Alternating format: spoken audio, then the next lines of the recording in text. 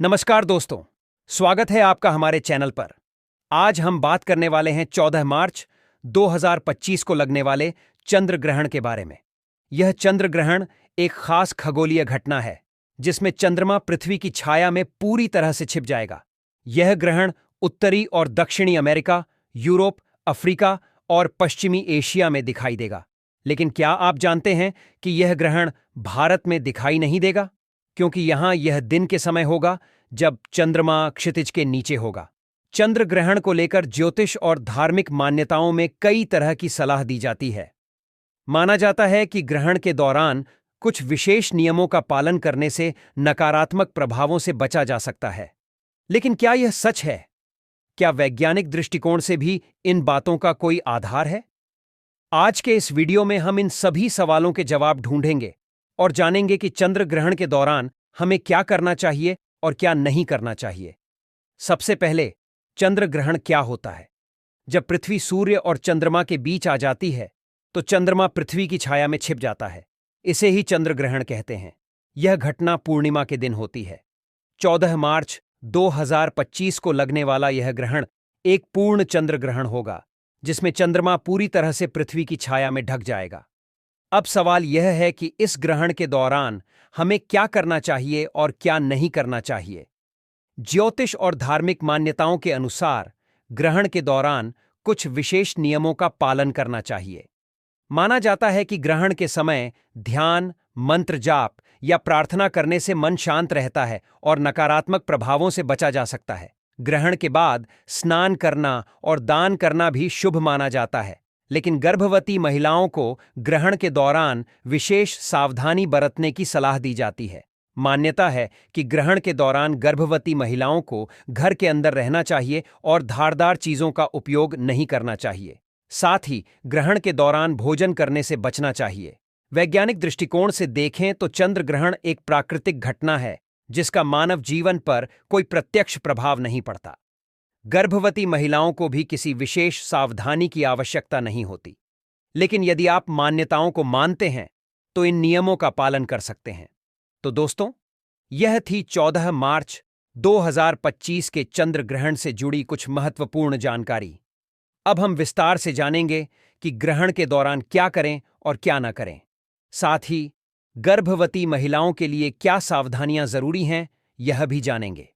तो बने रहिए हमारे साथ और वीडियो को अंत तक देखिए। 14 मार्च 2025 को जो चंद्र ग्रहण होगा वह भारत में दिखाई नहीं देगा। यह ग्रहण उत्तरी और दक्षिणी अमेरिका, यूरोप, अफ्रीका और पश्चिमी एशिया में दिखेगा। भारत में यह दिन के समय होगा जब चंद्रमा क्षितिज के नीचे होगा, इसलिए यहां से दिखाई नहीं देगा। होली 14 मार्च 2025 को है और चंद्र ग्रहण भी उसी दिन है। लेकिन चूंकि ग्रहण भारत में दिखाई नहीं देगा, इसलिए होली मनाने में कोई रुकावट नहीं है। आप पूरे उत्साह के साथ होली का आनंद ले सकते हैं। चलिए अब जानते हैं राशिफल के बारे में। जब कोई ग्रहण लगता है तो उस ग्रहण का अगले 15 दिन से लेकर के और 1 महीने तक देश दुनिया पर और राशियों पर गहरा प्रभाव पड़ता है। तो अब हम आपको बताते हैं कि अलग अलग राशियों पर होली के दिन लगने वाले इस ग्रहण के क्या प्रभाव हैं। सबसे पहले बात करते हैं मेष राशि की। मेष राशि वालों के लिए यह ग्रहण शुभ नहीं है। मेष राशि के लोग धन की हानि से बचाव करें। पैसे का आपको बड़ा नुकसान हो सकता है। आकस्मिक दुर्घटना हो सकती है। हड्डियों की समस्या और चोट चपेट की समस्या परेशान कर सकती है। मेष राशि के लोग अपने वैवाहिक जीवन का बहुत ध्यान रखेंगे और मेष राशि की जो गर्भवती महिलाएं हैं वह भी सतर्क रहेंगी। अगले 1 महीने तक हम यह नहीं कह रहे कि आप सूतक के नियम मानिए, लेकिन अपने स्वास्थ्य को लेके, अपनी मानसिक स्थिति को लेकर के इस 1 महीने में सतर्कता बरतने की जरूरत ज्यादा है। इस ग्रहण का आपके ऊपर कोई दुष्प्रभाव ना पड़े, कोई नकारात्मक असर ना पड़े। ग्रहण के बाद आप सफेद मिठाई का दान कर दीजिएगा। 14 तारीख को लगभग दोपहर में 3:30 पर यह ग्रहण खत्म होगा। उसके बाद नहा करके आप किसी निर्धन व्यक्ति को अगर सफेद मिठाई का दान करेंगे तो आपके लिए बेहतर होगा। वृषभ राशि, यह जो चंद्र ग्रहण है यह आपकी सेहत के लिए बिल्कुल अच्छा नहीं दिख रहा है।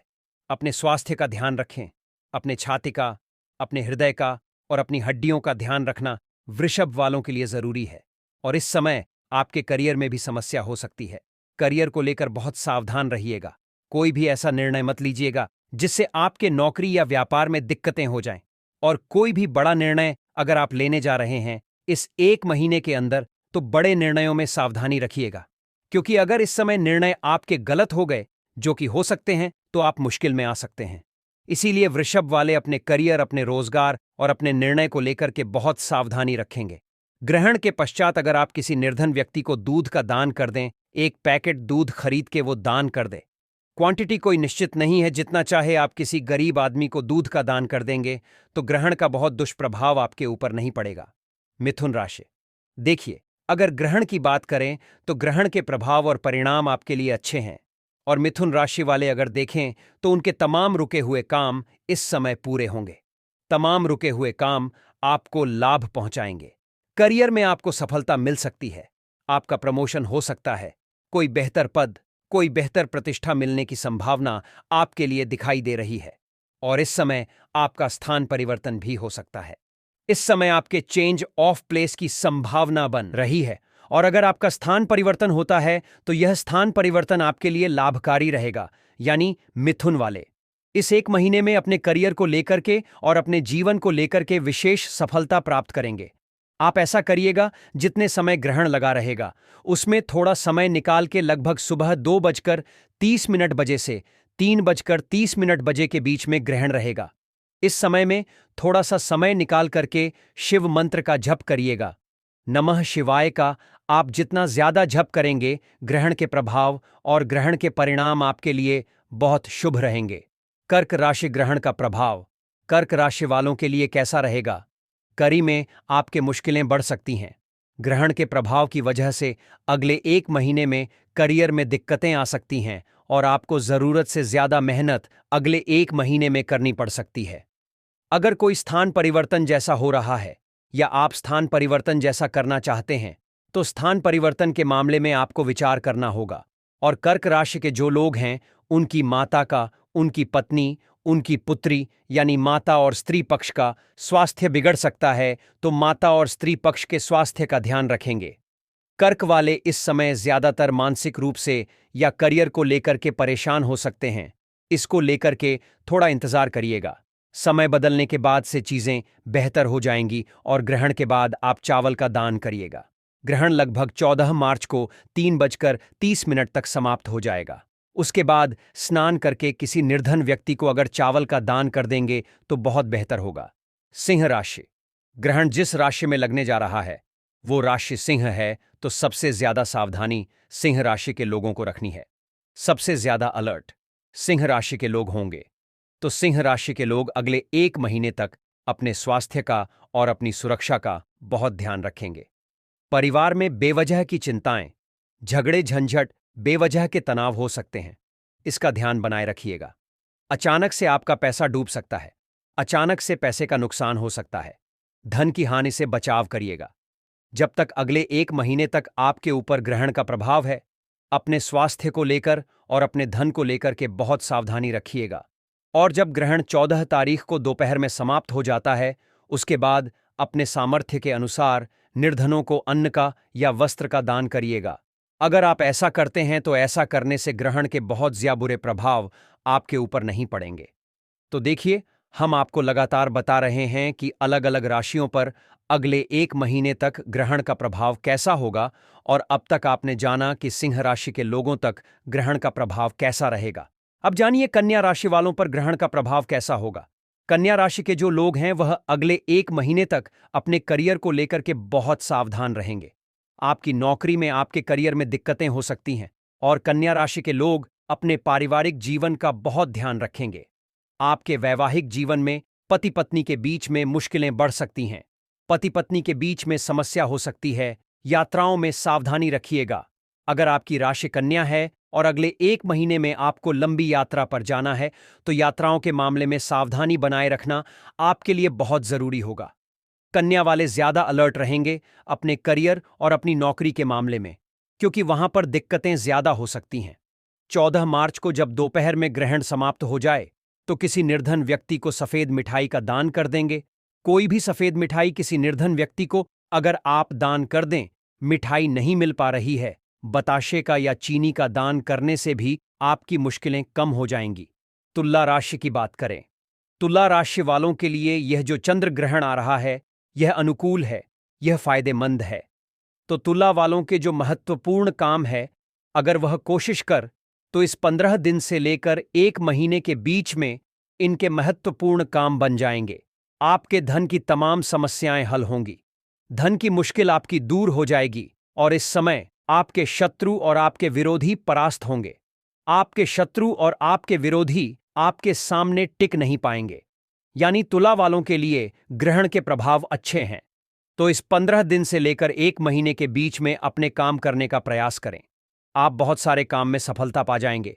जितने समय ग्रहण चलेगा, 14 मार्च को लगभग सुबह 9:30 से 3:30 के बीच में, इस समय में थोड़ा समय निकाल करके आप शिव मंत्र का जप कर लीजिएगा। नमः शिवाय का एक माला अगर आप जप कर लेंगे तो बहुत बढ़िया होगा। वृश्चिक राशि। वृश्चिक राशि वालों के लिए भी ग्रहण के परिणाम और ग्रहण के प्रभाव अच्छे हैं। इसलिए वृश्चिक वालों के जो बड़े काम काफी दिनों से रुके हुए थे, वह तमाम काम इस समय पूरे होंगे और आपको महत्वपूर्ण कामों में सफलता जरूर मिलेगी। आप नए काम की शुरुआत करेंगे, महत्वपूर्ण काम करेंगे और यह काम आपके लिए बतर होंगे। इस समय कोशिश करके देखिए, आपके तमाम रुके हुए काम पूरे होंगे। संपत्ति का काम, धन का काम, करियर का मामला, यह सब इस समय आपका बढ़िया हो जाएगा। अगर आप स्थान परिवर्तन के बारे में सोच रहे हैं तो इस समय आपका लाभकारी स्थान परिवर्तन हो सकता है, जो आपके लिए फायदेमंद रहेगा। तो वृश्चिक वालों को कहना यह है कि आप जिस भी वेंचर में जाने वाले हैं, जो नया काम शुरू करने वाले हैं, कदम आगे बढ़ाने वाले हैं, साहस के साथ आगे बढ़ने का प्रयास करें। आपको लाभ होगा और ग्रहण के दौरान शिव मंत्र का जप करिएगा। जितने समय आपका ग्रहण चलेगा, यानी 14 मार्च को सुबह 9:30 से लगभग 3:30 के बीच में, इस समय में थोड़ा समय निकाल करके अगर आप नमः शिवाय का जप करेंगे तो बहुत बेहतर होगा। धनुराशि। ग्रहण कह रहा है कि दुर्घटनाओं और चोट चपेट से अगले 15 दिन से लेकर के 1 महीने में सतर्क रहे। आपको चोट चपेट लग सकती है, आपके साथ दुर्घटना हो सकती है। इस समय प्रेशर करियर में बन सकता है और उस प्रेशर की वजह से आपका स्थान परिवर्तन हो सकता है। इसके लिए आपको तैयार रहना चाहिए। और अगर आपकी राशि धनु है, आपके परिवार में बड़े बुजुर्ग हैं, तो उनके स्वास्थ्य का ध्यान रखिएगा, क्योंकि आपके परिवार के बड़े बुजुर्गों की सेहत इस समय बिगड़ सकती है। परेशानी थोड़ी बन सकती है। धनु वाले सतर्क रहेंगे। ग्रहण जब समाप्त हो जाए दोपहर में लगभग 3:30 बजे, इसके बाद किसी निर्धन व्यक्ति को अगर दूध का दान कर देंगे तो ग्रहण के दुष्प्रभाव आपके ऊपर नहीं पड़ेंगे। मकर राशि, यह जो चंद्र ग्रहण है, यह 2 राशियों के लिए ज्यादा नेगेटिव है, सिंह राशि और मकर राशि। तो मकर वालों को मैं कहूंगा कि अगले 1 महीने तक अपने स्वास्थ्य का और अपनी मानसिक स्थिति का बहुत ध्यान रखिएगा, क्योंकि इस 1 महीने में आपकी सेहत और आपकी मानसिक स्थिति बिगड़ सकती है। कोई बड़ा निर्णय अगर मकर वाले लेना चाहते हैं या लेने जा रहे हैं, तो बड़े निर्णयों में बड़ी सावधानी इस समय बनाए रखना होगा। वाद विवाद ना हो, पड़ोसी के साथ प्रॉपर्टी को लेके झगड़े ना हो। वाद विवाद और मुकदमेबाजी से इस समय बचाव करिएगा, ज्यादा बेहतर होगा। किसी भी ऐसे मामले में टांग मत अड़ाइक्वेयर, तो आपकी मुश्किलें बहुत हद तक कम हो जाएंगी।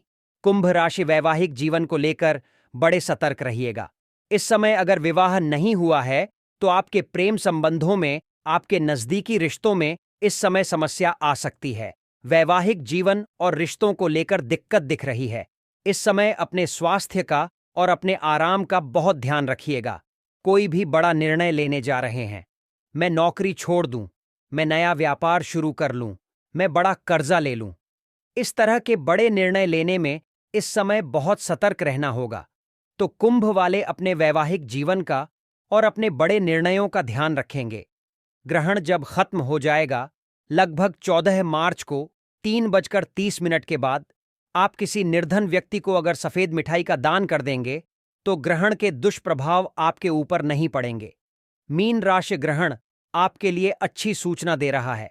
सबसे बढ़िया बात यह है कि आपके स्वास्थ्य में और आपकी मानसिक स्थिति में अब आप देखेंगे कि धीरे धीरे सुधार होना शुरू हो जाएगा।